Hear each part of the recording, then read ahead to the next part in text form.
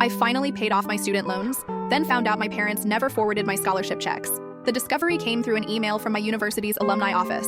A routine audit had flagged unclaimed scholarship funds from nearly a decade ago. 4 years of quarterly disbursements, each one sent to my permanent address, my childhood home, totaling just over $38,000. I called my dad first. His voice carried that particular strain I'd learned to recognize, the one that meant he was calculating his response before speaking. "We were going to tell you," he said. My mom picked up the extension. "You have to understand, we were in a difficult position." The difficult position, it turned out, was their own debt. Medical bills from my uncle's treatment, compounded by credit card balances they'd accumulated trying to maintain appearances in their social circle. They'd seen the scholarship checks as a temporary solution, fully intending to pay me back once they got ahead. They never got ahead. I sat in my apartment, the one I'd furnished entirely from thrift stores and Facebook Marketplace, and calculated.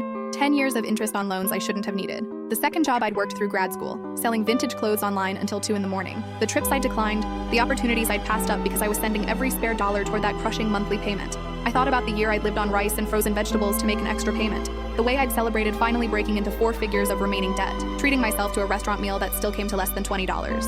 The anger came in waves, but underneath it was something more complicated. I remembered my mom crying at the kitchen table over bills. I remembered the night my dad's car got repossessed. Their shame had been palpable, even if I hadn't understood its full dimensions at the time. But I also remembered asking them, repeatedly, if there was any financial aid I should know about. The way they'd looked me in the eye and said no. That was the part I couldn't reconcile. Not the taking, but the sustained deception. My younger brother called me after they told him. "They thought they were protecting us," he said, "keeping us from worrying." "That's not protection," I said. "That's theft." The word hung there between us, too harsh and too accurate. I hired a lawyer, more to understand my options than out of any real conviction to sue. The consultation revealed what I already suspected. Family theft cases are messy, expensive, and rarely worth the emotional cost. The lawyer suggested mediation instead, her expression sympathetic but unsurprised. We met at a coffee shop, equidistant from both our homes. My parents brought a payment plan they'd drafted, promising to repay me over 15 years. The math showed they'd be in their 80s before the debt cleared. "I don't want your retirement," I said. My mom's relief was visible, premature. But I don't want a relationship that pretends this didn't happen either. What I wanted, I realized, was acknowledgement. Not just of the money,